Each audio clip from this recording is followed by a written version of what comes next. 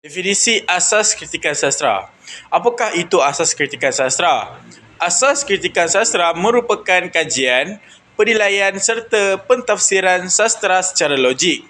Ia sering dipengaruhi oleh teori sastra, iaitu sesuatu analisis falsafah bagi matlamat dan kaedah gaya penyampaian kesusasteraan yang sedia ada pada karya sastra yang dikaji. Untuk sinopsis novel yang saya telah kaji, yang bernama Akadku Yang Terakhir, dicipta oleh Acik Lana. Untuk yang pertama, setelah mengalami kegagalan perkahwinan sebanyak 3 kali, Irham Zahari dipaksa oleh ibunya dan bapanya untuk mendapatkan rawatan terapi bersama pakar psikoterapi. Lalu menemukan dia dengan seorang pakar psikoterapi yang bernama Rania Bahira. Irham yang tidak dapat menerima Rania sebagai doktor rawatannya enggan memberi kerjasama dalam setiap sesi terapi yang telah diaturkan. Malah dia cuba merasuah Rania untuk memasukkan segala laporan dan membuat rancangan untuk mengenakan Rania. Hari demi hari hubungan mereka semakin rapat, lebih-lebih lagi apabila Rania mengambil keputusan untuk mengikut Irham ke Johor Bahru selepas kecewa dengan berita perkahwinan kakak kesayangannya dengan Fazri, abang angkat yang dicintainya dalam diam. Irham mula ada perasaan cinta kepada Rania, namun dia cuba menindakkannya apabila Rania berbohong mengatakan bahawa dia sudah berkahwin. Suatu hari, pembohongan Rania terbongkar. Lalu Irham terus berusaha untuk memikat hati Rania. Akhirnya, Rania yang mula jatuh cinta menerima lamaran Irham. Sekali lagi, lafaz akad nikah meniti di bibir Irham Zahari dengan tekad yang perkahwinan ini akan menjadi akadnya yang terakhir. Tatkala dibuai keindahan menikmati alam berumah tangga, hubungan Rania dan Irham Zahari kembali bergoncang dengan kehadiran Zalia yang menaruh dendam dan juga sikap melindungi Fazri yang membuat Irham cemburu. Irham mula berkasar dengan Rania. Keluarga mereka pula campur tangan mengusungkan lagi keadaan. Hari ini saya akan menerangkan kritikan sanjungan, iaitu salah satu daripada 6 kritikan yang saya akan sebutkan. Kritikan sanjungan. Kritikan sanjungan bermaksud penyataan rasa kagum atau senang terhadap orang lain.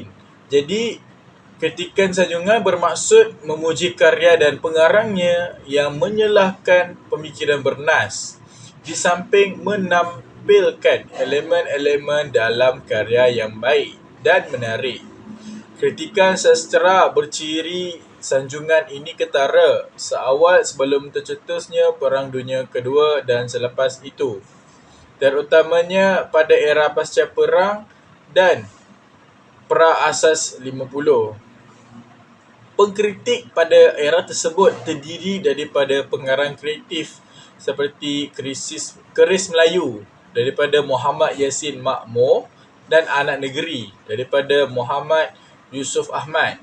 Kritikan mereka tertumpu pada sejarah Melayu, karya Tun Sri Lanang dan hikayat Abdullah oleh Abdullah Munshi. Kedua perkara itu merupakan ciptaan sastra yang penting bagi magnum opus atau karya agung. Keris Melayu umpamanya dalam tulisannya Tun Sri Lanang dan Abdullah Munshi, majalah Guru 1 Julai 1935 berusaha mengangkat atau menyanggung sejarah Melayu kerana memberikan fokus kepada ketokohan, kebijaksanaan dan kepahlawanan watak-watak seperti Tuan Perak, Bendahara Seri Maharaja dan Hang Tuan Lima bersaudara. Untuk dalam novel ini sememangnya mudah difahami bagi setiap lapisan umur, tetapi lebih sesuai dibaca oleh remaja yang berumur 13 tahun ke atas kerana terdapat unsur-unsur percintaan, persentuhan dan pemikiran-pemikiran gaya orang dewasa dewasa, dan itu secara tidak langsung membuatkan cerita ini sesuai golongan 13 tahun ke atas sahaja. Seterusnya, ramai beranggapan bahawa novel ini seperti mempunyai jalan cerita yang tidak menarik. Bahkan cerita ini mempunyai nilai-nilai murni dan beberapa pengajaran kepada generasi muda yang akan datang.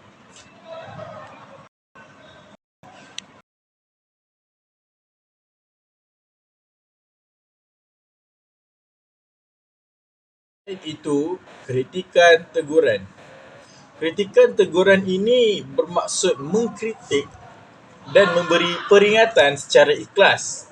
Oleh itu, kritikan teguran praktikal kerana kritik melaksanakan tulisan dengan lebih berkembang, menunjukkan keistimewaan, kekuatan sesebuah teks dan serentak menunjukkan kekurangan. Tokoh terawal dan penting dalam kritikan teguran ialah Aminuddin Baqi apabila beliau menulis artikel berjudul Pandangan Seseorang Penuntut Tinggi Kita tentang sebuah buku Melayu, Utusan Zaman, tahun 1949, 12 Jun. Aminuddin Baqi melaksanakan sewaktu mengelas novel Korban Kesucian oleh Christmas, terbitan Utusan Melayu. Antara lain beliau menegur plotnya yang dikatakan bergerak seperti aliran sungai yang tidak dapat menentukan letak kedudukan serta pendirian watak-watak.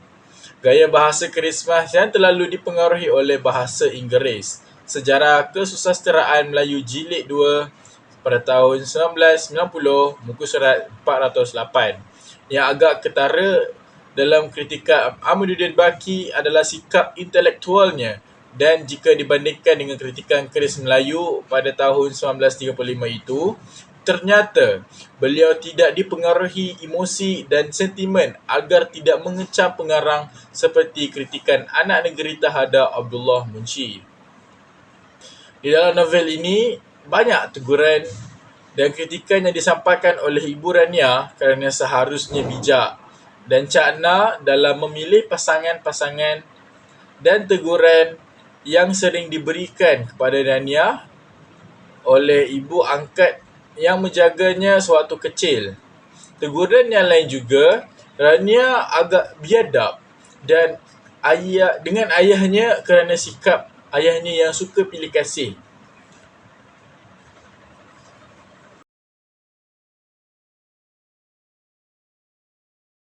Kritikan saranan. Kritikan saranan ini bermakna ujuran atau sesuatu yang disarankan. Bagaimanapun, istilah ini membawa konotasi iaitu sebagai propaganda. Oleh itu, kritikan saranan merupakan kritikan yang cenderung menganjurkan sesuatu untuk memperbaiki kekurangan atau memantapkan lagi unsur-unsur yang membina sesebuah karya atau memberi alternatif dari sisi teknik umpamanya. Jelas, kritikan saranan mengalirkan nilai positif dan amat signifikan kepada khayalak pembaca, pengarang dan ujana kritikan sastera itu sendiri. Kita menyedari betapa teks sastera ini bersifat subjektif sifatnya. Dalam melaksanakan kerja kritikan sastera pula, pengkritikan sewajarnya bertindak secara objektif dan prihatin secara profesional. Dalam konteks ini, kritikan Aminuddin Baqi terhadap novel Korban Kesucian karya Christmas menepati kehendak atau konsep kritikan saranan. Malah ketika menegur, Aminuddin Baqi memberi saranan positif tentang unsur kreatif seperti gaya bahasa plot, teknik dan watak serta pewatakan dalam karya Christmas. Okey, untuk dalam novel ini banyak yang menceritakan saranan di mana Rania disarankan oleh ibunya supaya menjauhi dirinya daripada Ilham Zahri kerana Ilham memiliki teman wanita yang menjadi punca kebencian Rania terhadap bekas suaminya itu. Dalam novel ini ada babak di mana Rania memberi saranan kepada bekas suaminya supaya boleh bertolak ansur dalam hak penjagaan anak-anaknya. Seterusnya, kritikan pendekatan. Apakah itu kritikan pendekatan? Kritikan pendekatan bermakna sesuatu proses atau cara mendekati sesuatu. Ia merupakan usaha yang dirangka dalam aktiviti pengkajian ataupun kaedah untuk mencapai pengertian tentang masalah penelitian. Dalam bidang kritikan kesusasteraan, pertimbangan dan penilaian yang dilaksanakan pengkritiknya lazimnya menggunakan sesuatu aspek atau landas tinjauan yang tertentu. Landas atau dasar tinjauan itu mungkin merupakan ilmu teori tertentu pula.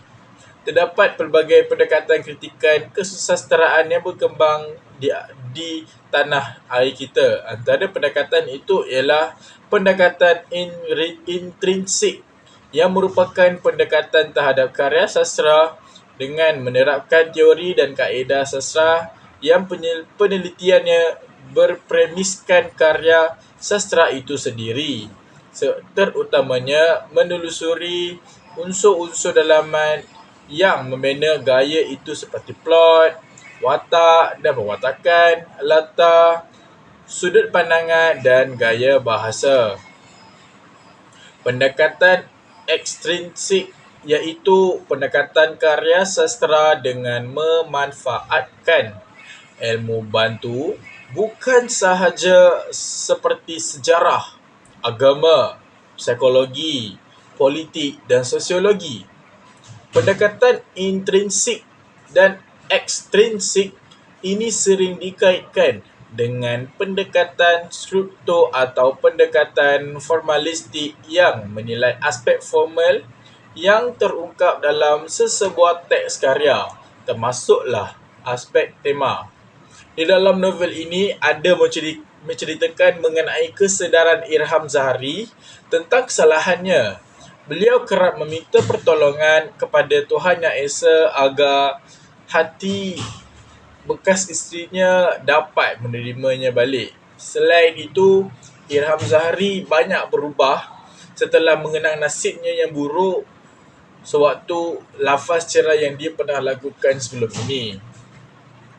Sikap dendam yang dipendam oleh Zalia telah mencuba untuk merobohkan dan menghancurkan rumah tangga yang bahagia itu. Untuk yang kelima, iaitu kritikan penganalisisan. Apakah itu kritikan penganalisisan? Kritikan penganalisisan bermaksud menyelidik sesuatu karya untuk mengetahui keadaan yang sebenarnya, termaksudlah menentukan kedudukan, prestasi ataupun pencapaian. Dalam konteks ini, apabila seseorang pengkaji atau pengkritik melakukan penelitian terhadap sesuatu genre sastra, maka bererti peneliti itu sedang melaksanakan kerja penghuraian atau penganalisisan. Ketika menganalisis, pengkritik melihat sesuatu aspek secara rinci atau mendalam tentang bahasa figuratif, permulaan dan pengakhiran sebuah ceraka, motif, citra, watak, pemikiran, perlambangan, nilai, sudut pandangan, aliran dan ideologi yang menyelah dalam karya sastra. Pendekatan ini juga boleh dilaksanakan dengan melihat teknik penulisan sesebuah teks daripada genre tertentu ataupun meninjau keperagangan seseorang pengarang, mapan ataupun generasi baru dan meneliti kecenderungan karya konvensional serta karya eksperimental. Kerja penganalisisan iaitu memanfaatkan pendekatan ilmiah dengan menggunakan ilmu atau teori tertentu bagi mencapai matlamat analisis itu.